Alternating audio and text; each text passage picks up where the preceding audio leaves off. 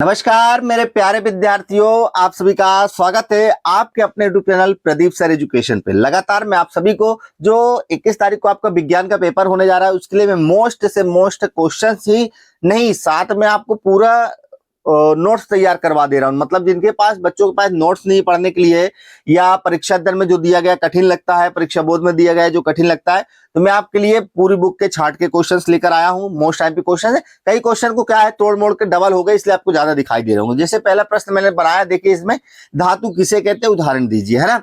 अधातु किसे कहते हैं उदाहरण दीजिए। अधातु कोई 5 भौतिक गुणधर्म, अधातु कोई 5 भौतिक गुणधर्म, ये एक ही क्वेश्चन है ना। धातु के रासायनिक गुणधर्म, अधातु के रासायनिक गुणधर्म लिखिए। धातु अधातु में प्रमुख 4 अंतर जो कि मोस्ट से भी मोस्ट आईएमपी है। इसके बाद सोडियम धातु को मिट्टी के तेल में डुबोकर क्यों रखा जाता है, ये भी मोस्ट आईएमपी क्वेश्चन है। सोडियम धातु की ऑक्सीजन के साथ क्रिया लिखिए, ये भी मोस्ट आईएमपी क्वेश्चन है। मेरे प्यारे विद्यार्थियों ये क्या है, मोस्ट से भी मोस्ट क्वेश्चन। आगे बढ़ूंगा मेरे प्यारे विद्यार्थियों, देखिए और सोडियम धातु ऑक्सीजन के साथ क्रिया लिखिए। 9वां क्वेश्चन है संक्रियता श्रेणी से आप क्या समझते हो। प्रश्न 10वां है अवधर्मी ऑक्साइड किसे कहते हैं। प्रश्न 11 है धातुओं या धातुओं के साथ क्रिया समझाइए।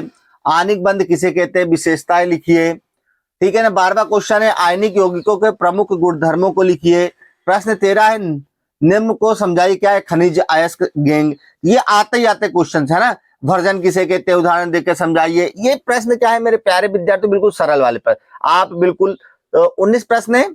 आप मैं आपको इसमें से बताऊंगा कि कम से कम आप 10 क्वेश्चन ही याद कर लीजिए तो आपके लिए बेनिफिट होने वाला है। मैं आपको अभी 50 सही विकल्प बताने वाला हूं और 30 रिक्त स्थान और 30 एक शब्द एक वाक्य में उत्तर। तो देखिए ध्यान पूर्वक समझिएगा मेरे प्यारे विद्यार्थियों, A to Z चीजें मैं आपको इन्फॉर्मेशन देने जा रहा हूं। तो चलिए बढ़ते हैं आगे की ओर धीरे धीरे।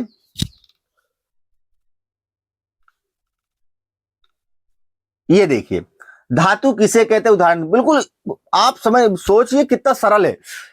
धातु का ऐसे पदार्थ जो कठिन, चमकीले, आघात वर्धनीय, तन्य, धात्विक एवं ऊष्मा एवं विद्युत के सुचालक होते हैं, धातु कहलाते हैं। अधातु किसे कहते हैं उदाहरण दीजिए। ऐसे पदार्थ जो कठोर, चमकशील, आघात, तन्य, ध्वनित न हो तथा ऊष्मा तथा विद्युत के कुचालक को अधातु कहलाते हैं। जैसे उदाहरण भी दिया है कोयला, ऑक्सीजन, ब्रोमीन, सल्फर, मतलब ये चीजें है ना। इसके बाद देखिए धातु के कोई 5 गुण भी बताए हैं, ऑब्जेक्टिव अभी बताऊंगा मैं, है ना। ये गुणधर्म 7 बता दिया, आप जो आपको अच्छा लगे वो याद कर लीजिएगा, ठीक है ना मेरे प्यारे विद्यार्थियों। अब आगे बढ़ते हैं, देखिए और आगे बढ़ते चले आएंगे। तो ये तो आपके गुणधर्म हो गए। अब आगे बढ़ो मेरे प्यारे विद्यार्थियों, तो ये अधातुओं के 5 गुणधर्म हैं मेरे प्यारे विद्यार्थी। देखिए आगे बढ़ते जाएंगे हम लोग और बाकायदा अच्छे तरीके से मैं आपको क्या है मेरे प्यारे विद्यार्थी, ये देखिए ये बिल्कुल सरल है। 5वां क्वेश्चन क्या है, धातुओं के रासायनिक गुणधर्म लिखिए। तो आप लोग बिल्कुल इनको अच्छे से पढ़ लीजिएगा, है ना, कोई दिक्कत नहीं मेरे प्यारे विद्यार्थी। धातुओं के रासायनिक गुणधर्मों के बारे में मैं आपको इस क्वेश्चन को देखिए बिल्कुल सरल तरीका है मेरे प्यारे विद्यार्थियों।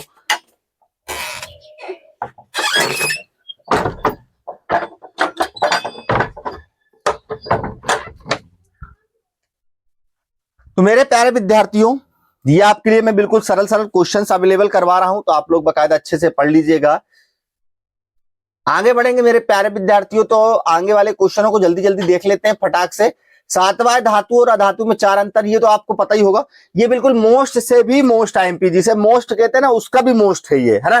धातु अधातु में अंतर, ये चमकदार है, ये चमकदार नहीं होते, है ना। आगे बढ़ते मेरे प्यारे विद्यार्थियों, देखिए सोडियम धातु को मिट्टी के तेल में क्यों डुबो कर रखा जाता है, ये भी सरल है बिल्कुल। संक्रियता श्रेणी से आप क्या समझते हैं।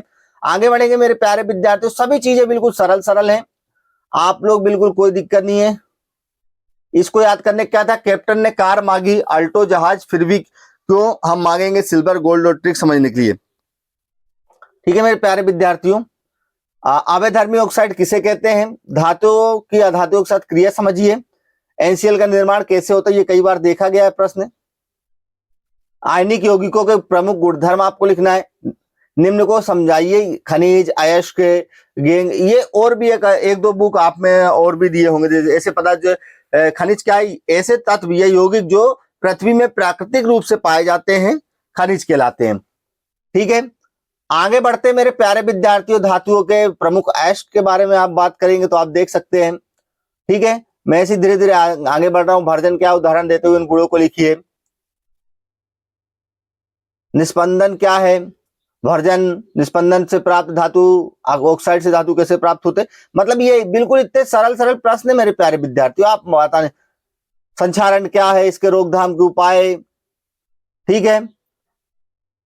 अब देखिए, अब जो हमारे लिए मुख्य होने वाला है, ये तो हो गया।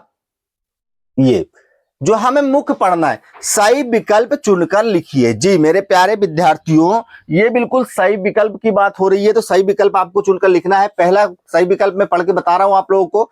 अयस्क से धातु का निष्कर्षण तथा उसका परिकर्षण का उपयोगी बनाने के प्रक्रम को कहते हैं। तो क्या कहते हैं मेरे प्यारे विद्यार्थियों, धात्विक, धातु क्रम, धातु सारा, या कोई नहीं। इसमें आंसर आप दो लोगों को मैंने लिख दिया, पहले झंझट ही नहीं, धातु क्रम कहते हैं, है ना। प्रश्न क्रमांक 2 है, जंग रोधी स्टील क्या है।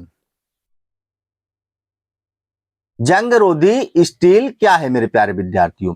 तो क्या है मेरे प्यारे विद्यार्थियों, क्या धातु है, क्या धातु है, क्या मिश्र धातु कह सकते हैं इसे, या कोई नहीं। तो इसे हम क्या कहेंगे, मिश्र धातु कहेंगे। ठीक है मेरे प्यारे विद्यार्थियों। आगे 3 नंबर में मैं बताऊंगा, मिश्र धातु सबसे अधिक विद्युत ऋणात्मक तत्व है। तो इसमें आपको क्या है, Cl2, F, O2 या I। तो आप इसमें F को लगा देंगे, है ना। आगे है क्रिस्टल क्राइलाइट किस धातु का अयस्क है। तांबा, लोहा, एल्युमिनियम और मैग्नीशियम। तो एल्युमिनियम। निम्नलिखित में से कौन सबसे अधिक शील धातु है। तो मेरे प्यारे विद्यार्थियों, इसमें F ही आ जाएगा आपको, ठीक है। निम्नलिखित में किस धातु को चाकू से आसानी से काटा जा सकता है। तो ये सबको पता है, Na को, ठीक है। 7वां, इनसे सबसे अधिक अभिक्रियाशील कौन है। तो कौन है भैया अभिक्रियाशील, देख सकते Na, Ca, F, Pb या Au। तो Na, है ना। आगे बढ़ेंगे, सही विकल्प सोडियम की परमाणु संख्या तो सबको पता ही होगी, 11 होती है। पोटेशियम की परमाणु संख्या हमें पता होना चाहिए कितनी होती है मेरे प्यारे विद्यार्थियों। पोटेशियम की परमाणु संख्या 19, ठीक है। और ऑक्सीजन की परमाणु संख्या कितनी है, 8 है। क्लोरीन की परमाणु संख्या कितनी है, 17 है। हीलियम की परमाणु संख्या कितनी है, 2 है, ठीक है ना। अभिक्रियाशीलता के इस क्रम में कौन सही है। तो आपको इसमें कौन वाला सही है, Mg जो पहले स्टार्ट हो रहा है, यानी सी नंबर। कैल्शियम की परमाणु संख्या कितनी मेरे प्यारे विद्यार्थियों, कहां चला गया, एक सेकंड एक सेकंड।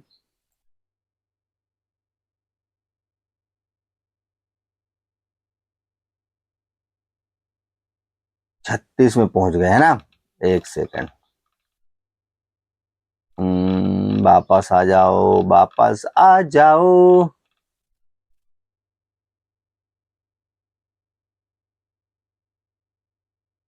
हाँ चलिए आ गए। कैल्शियम की परमाणु संख्या कितनी है, 20 है मेरे प्यारे विद्यार्थी। मैं अब आगे बढ़ाता जा रहा हूं, आप लोग बकायदा देखते रहिए। फास्फोरस की परमाणु संख्या कितनी है, 15 है। आयनिक यौगिक NaCl का गलनांक कितना होता है। कार्बोनेट अयस्क को सीमित वायु में अधिक ताप पर गर्म करने से ऑक्साइड में परिवर्तित हो जाता है, इस क्रिया को क्या कहते हैं। सल्फाइड अयस्क को वायु की उपस्थिति में अधिक ताप पर गर्म करने पर यह ऑक्साइड में परिवर्तित हो जाता है, इस क्रिया को क्या कहते हैं, ठीक है ना। लंबे समय तक अर्धवायु में रहने वाले लोहे पर भूरे रंग के पारदर्शी पदार्थ की परत चढ़ जाती है, इसे कहते हैं। निम्नलिखित में से किसे चाकू से काटा जा सकता है। निम्नलिखित में से कौन अधिक अभिक्रियाशील है। निम्नलिखित में से कौन अधातु है। देखिए सबके आंसर दिए हुए हैं, ठीक है ना। कार्बन क्या है, क्या है भैया, धातु है।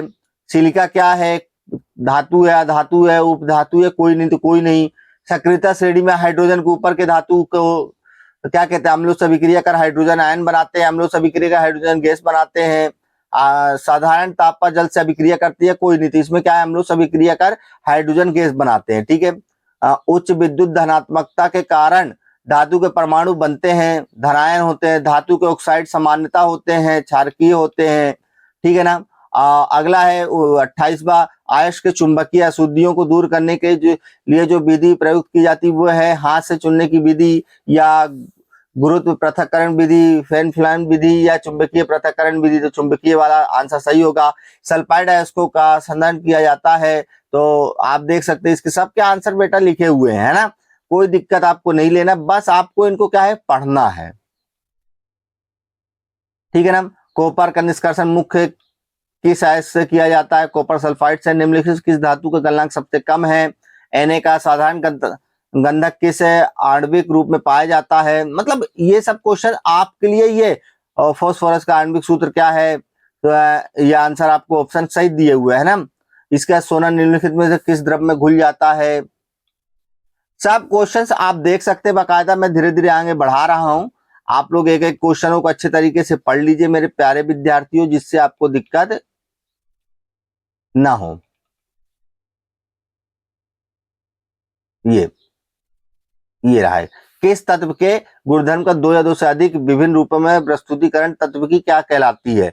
अपरूपता है ना। धातु की प्रकृति कैसे होती है। लोहा एवं इस्पात को जंग से सुरक्षित रखने के लिए उन पर किस धातु की पतली परत चढ़ाई जाती है, ठीक है ना। तो जिंक की चढ़ाई जाती है। किस रासायनिक यौगिक को गर्म करने पर प्लास्टर ऑफ पेरिस प्राप्त किया जाता है।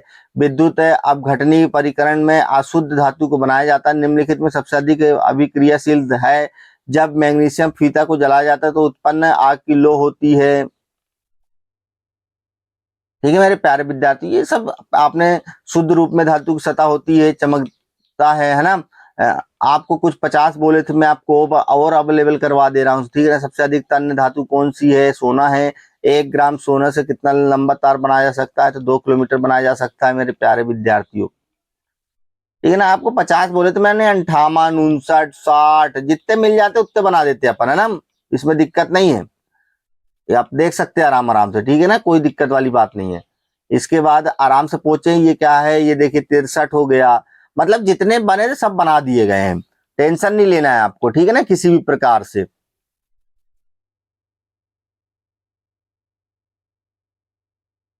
ये सही विकल्प चुनकर आपको लिखना है। तो मेरे प्यारे विद्यार्थियों बिल्कुल सरल तरीका है सही विकल्प के लिए भी आपको, ठीक है ना। अब हम चलते हैं रिक्त स्थानों की तरफ, ठीक है ना। रिक्त स्थान भरिए। धातुएं प्राय ऊष्मा एवं विद्युत की क्या होती हैं। तो मेरे प्यारे विद्यार्थियों क्या होती है, सुचालक होती है ना। आघात वर्धनीयता एवं तन्यता खालिस्तान का प्रमुख गुण होता है। तो क्या होता है, धातुओं का प्रमुख गुण होता है। भंगुरता प्राय खालिस्तान का गुण होता है अधातुओं का। तो अधातुएं प्राय विद्युत की क्या होती है, आचालक होती है, ठीक है। ये प्रश्न है तो आप देखते थे, सोडियम खालिस्तान धातु है, रिक्त धातु है, क्या कौन सी धातु है, अति क्रियाशील धातु है। अपने शुद्ध रूप में धातु सदा चमकदार होती है। ये आप धीरे धीरे मैं आगे बढ़ा रहा हूं, आप लोग बकायदा अच्छे से इनको देख सकते हैं, क्योंकि क्या है कि वीडियो काफी लंबी हो जाएगी, तो आप लोगों को ही दिक्कत होगी पूरी वीडियो देखने में ना, इसलिए मैं सोचता हूँ कि सरल सरल हो जाए।